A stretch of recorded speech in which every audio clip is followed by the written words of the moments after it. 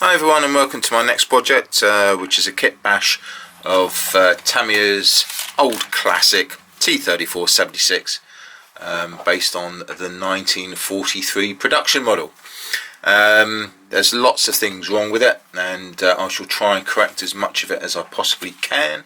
To help me on the way, I've got quite a few goodies for the build. We've got a DEF model drum fuel set there. Also we have the rear large fuel tanks from Arbor. Not quite sure if I'm going to be using those yet, but we'll see how the build progresses. We have some tow ropes from Eureka.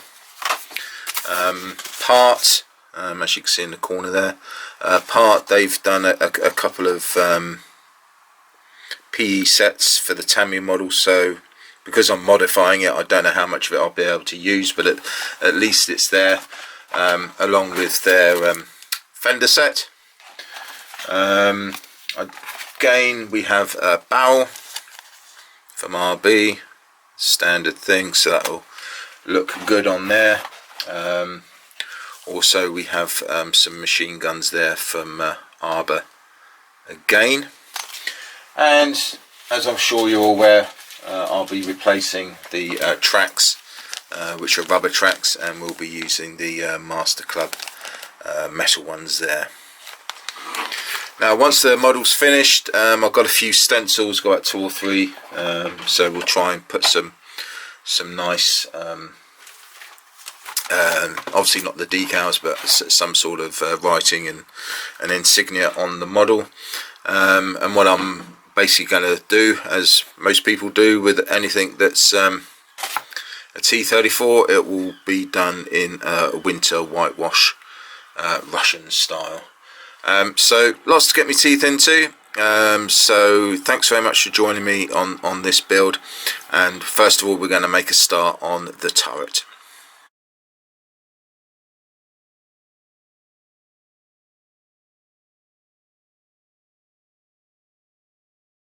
And there it is. So let's have a quick run through of what I did. As you can see, the barrel was replaced with the metal one from RB.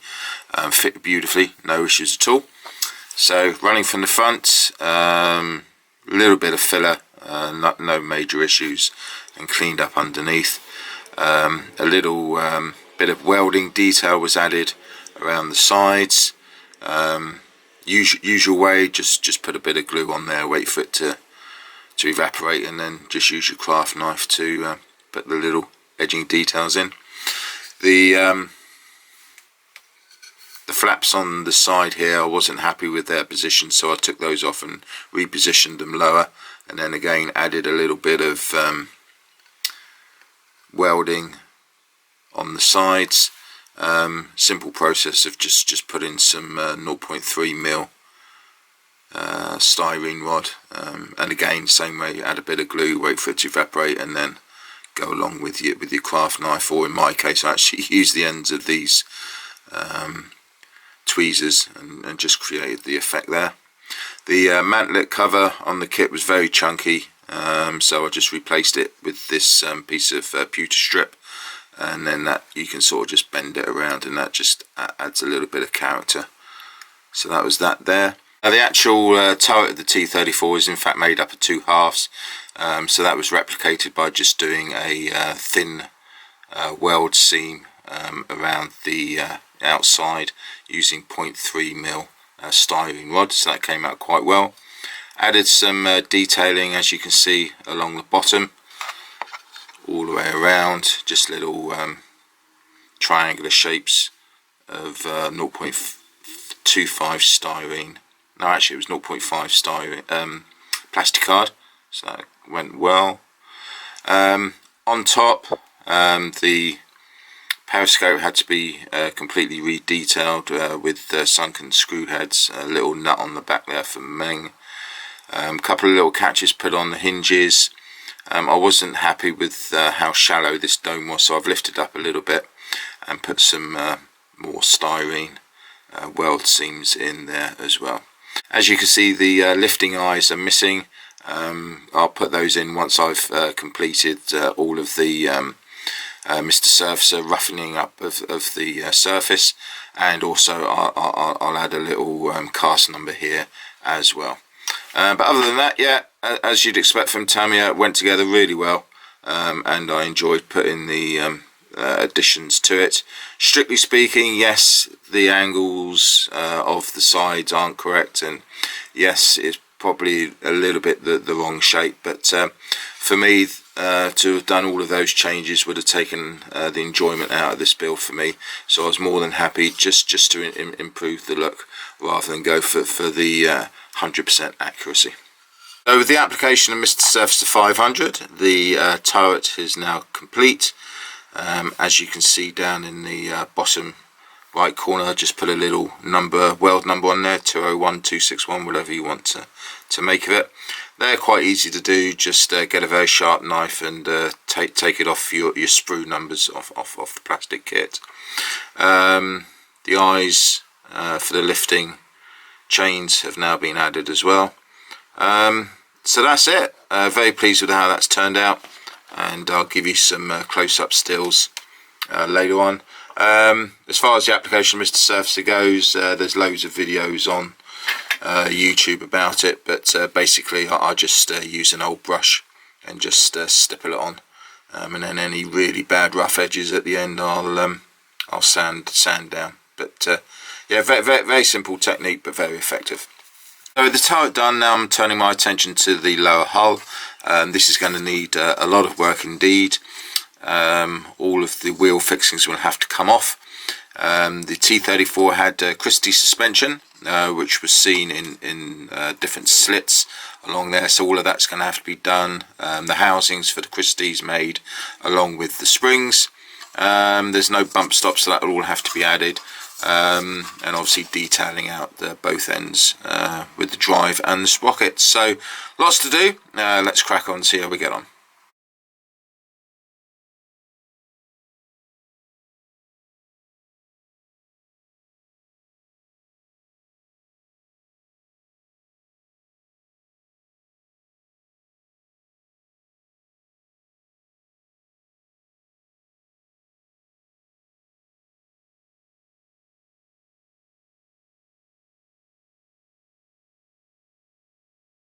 So with the low hull complete, let's run through a few things.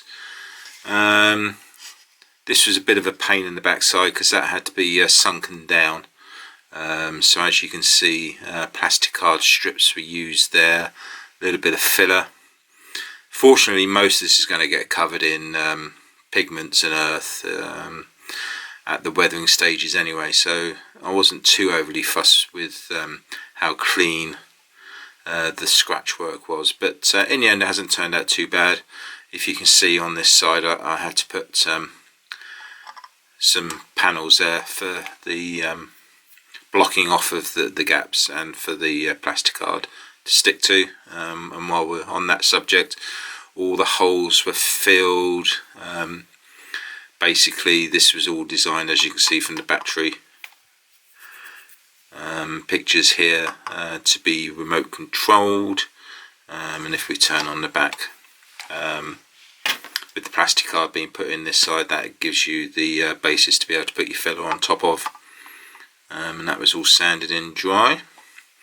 The Christie suspension, that was done just wrapping 0.5mm wire around a 1mm piece of plastic rod. This is the view that you need to look at, so everything that's inside is obviously completely wrong. I mean, you should have coverings and other things, brackets, etc, etc, but this is the view that I'm concerned about, so I'm happy with the way that worked out. Obviously these were all taken off the Tamiya fixings. This part was trimmed back to allow the new ones to be slotted in just behind. There were no bump stops at all, so those were all scratch built, and this part of the Tamiya kit part was removed, and a more realistic one was scratch built and put in its place. Now the front, this again was incorrect as far as the Tamiya kit goes, so that's been made to look more accurate. And as you can see from this one here at the back, this was in fact an oval shaped opening. In reality it should be a circular one, so again that was changed and updated. And here, as you can see, there was another hole that was filled. So all in all, that's all done. Very pleased with how that's all turned out. Again, if we look at the wheels, these have all been done.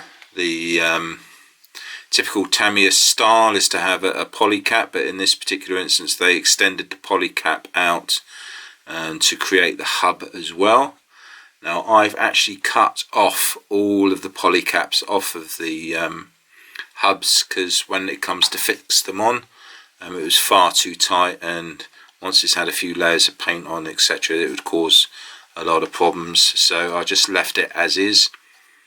Now if I just quickly put one of these wheels on, there we go, and you can see already pretty well much all of the detail has been covered up. So if a viewer was to look, they would struggle to see it. So at least we know it's there, and I had a lot of fun doing this little project as well. So all in all, that lower hole went well. The only real other thing to mention about the wheels is historically, for the model that I'm building, they are correct. There was no need to go and buy any replacement ones. All of the wheels will be steel, because the wheeled ones didn't come in till later. Because I've doing a 1942 one, I just had to modify the two idlers, which wasn't an easy job to do, trying to scrape out all of the detail, but I managed to do it, and it's left a nice rough texture, which I'm not too concerned about, because again, it's all going to be covered over with pigments. So yeah, that's that. So with the turret done, the lower hull done, now we shall work on the upper hull.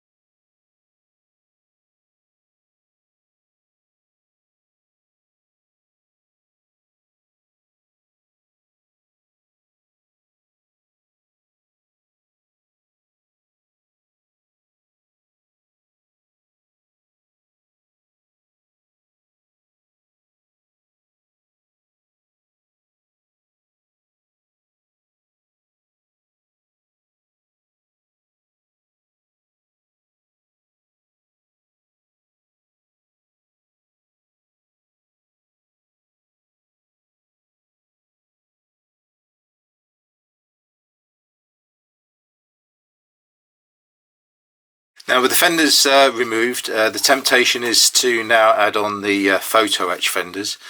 However, you need to plan ahead when doing any type of kit bashing, because the last thing you want to do is to start hacking out stuff while you've got fragile PE fenders or any other sort of work on there. So have a good look on the part that you're kit bashing. Make sure there's no other detailing, no other sections that need to be removed before you actually start putting everything back together. So all the destruction is now complete. So both the side filters have been taken out. Well, at least the brackets holding them in place, so they've all come out. The top vents have been taken out. That was not easy, and I'm hoping it will look a lot tidier once the PE parts have gone in. A couple of hooks on the front, they've been taken off. Going to need to add in a bar underneath there, because it's a slightly older version.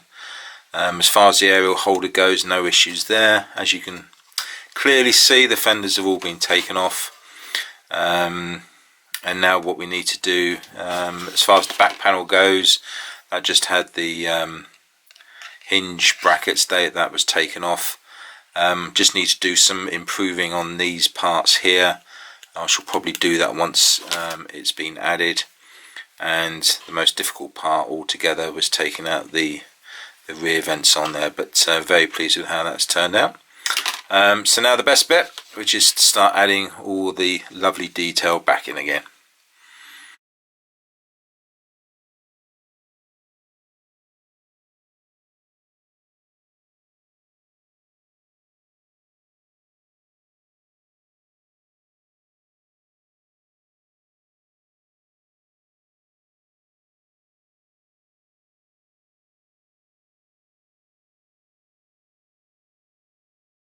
Okay, so well underway with the part photo etch set.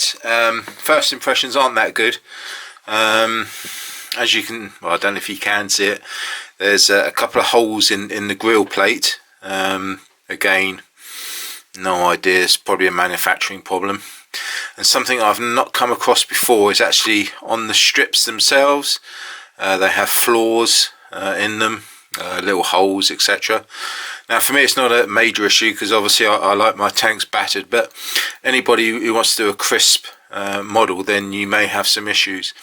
My next build I'm going to be using part again, so it'd be interesting to see if that photo etch set has any issues. Plus I have the fender set to do as well, so I'll keep you up to date with that. Hopefully I've just got a bad photo etch set, but it would be interesting to see how that progresses.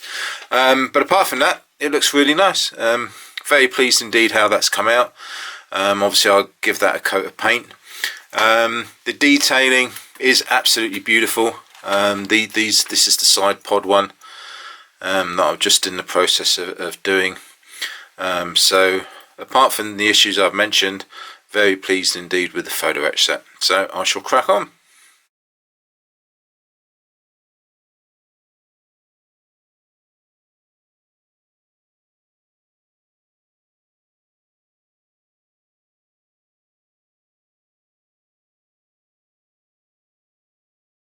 So the work on the upper hull is starting to come to an end now. The most obvious thing is that the upper hull has been attached to the lower hull. As you can see, standard thing with the old Tamiya kits was to leave the underside of the hull completely open. So that's just been filled in using standard plastic card strip cut to size. The fenders, beautifully made, went together really well, have no issue with that. For me, the only reason why you have photo etch fenders is so that you can bend them and beat them up and look well used and abused. So as you can see here, had a bit of an accident at the front, the driver, so that one's been all bent up, so that will look quite nice once painted up.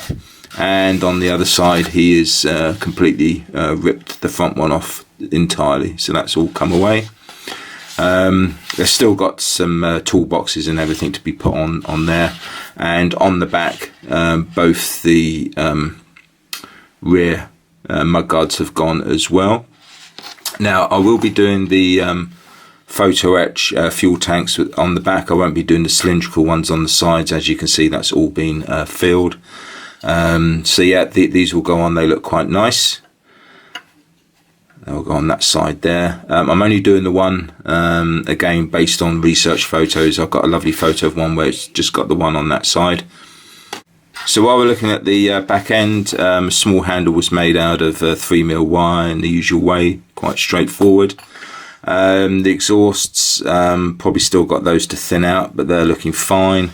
There's some nice photo etch clasps which were added there. The rear hinges, they still got to be detailed out. They were quite a mess, so they still got to be cleaned up. The hinges, they are nice, but I don't know, just don't seem to look right. So I'm undecided whether I'm going to be keeping those on yet. The highlight for me was the Photoetch Grille. This came in 3 parts, went together beautifully well, despite there being a few issues with the manufacture of the actual photo etch. Underneath, as you saw from the stills, there's some nice detailing. The hinges, they were just scratch built from spares off the bench with some 0.5mm pewter rivets. Again, the Photoetch Grilles, beautiful, went together really well. Just damaged them up a little bit, again for a bit of realism. You probably can't see it on the camera, but there's some nice detailing underneath, which you saw in the stills. The challenge now is to make sure I don't get paint on those, so these will all be masked off once done. Moving to the front here, there's a little bit of 0.2mm Tamiya cable there, reworked the light. Let's just bring that into view here. So that's all been chiseled out. There'll be a bit of clear resin put in there, and as you can see, there's a new bracket, so that's still all to go on. Moving around to the front, they have some tow connectors, tow cable connectors here at the front, but that's not on my research. That's all in the process of being filled. I've started work on the seams, doing seam lines, etc. But there's still quite a lot to be done as far as the seam work goes, the weld seams. But yeah, it's just a little bit of 0.5mm rod put in there, and then that was the usual way. Just covered it in glue, softened it up, and then went across it with a knife. This is beautiful. I really like these. These are the Arbor PE machine guns, really nicely detailed, so I've got to be careful with those when I paint them. This particular model has the standard bar on the front, so the bar's been done just with a bit of strip, and then again some weld seams done around that. But yeah, as you can see, that still all needs to be cleaned up, but that's coming along well. The aerial holder, that was fine, so that's just the kit one, no issues there. Again, as I said, with the fuel holders, now when you put filler into holes, a lot of the time once it hardens, you start sanding it, it just falls through again. So always remember to glue the hole first, add your filler, wait for it to dry, and then once you sanded it down, add glue onto it again, and then once that's dried, just sand it off again, so it's all nice and firm and fixed. And as you can see here, I'm in the process of working on with the handrails now. So yeah, still a few things to do, but it's all heading in the right direction. Okay then, except for some more weld seams that need to be done, and a bit more Mr. Surfacer. I'm going to pretty much call this one finished now. As you can see, the handrails were put on. It was a combination of using the Tamiya supports from the kit, as well as the ones that pinged off into oblivion. So there's some scratch built ones in there as well. On this side, I mean, basically the reasons that the handrails were there was because the Russians felt there was a need for the tanks to carry the troops quite a lot. So this helped, enabled the troops to have a bit of a leg up onto the back, so they could get a lift. And once upon a time, there was a Russian soldier was a little bit too heavy, and he's gone and snapped off the handrail there. So all the welds were done with just a bit of plastic card soaked in the Tamiya extra thin as usual, and once evaporated, you just sort of make it into a bit of a weld pattern. Using the end of your tweezers or a craft knife. But anyway, I digress. So that's just a little feature there, and as you can see, all the others a little bit bent and buckled as well. Here I've just added on the tie handles there, again with a little bit of weld seam added. On the back here, you'll see a few photos if you research T34s, where there's an in-field addition of a couple of bars going across the back engine cover there, and that's just to allow you to rest things on there.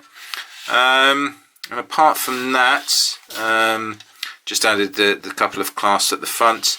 The light, I'm very pleased with how that's come out. The conduit cable is from the Tamiya and then just a little bit of 3mm wire. By the way, the handrails are 6mm wire, and then just a little bit of plastic card girder there, cut to size. So that went on fine. The rear the rear fuel tank, that was from the Arbor kit. So yeah, that's pretty well much it. There are a couple of little PE toolboxes, quite fragile and delicate, so they'll need to be added on in due course. I'll probably paint them off the vehicle and then add them at the end. Tracks, these are the Master Club tracks, beautifully detailed. Very, very impressed with the detail, but an absolute pig to put together. Basically you have little plastic pins that you put in there, keep falling out, so I've had to glue a few of them.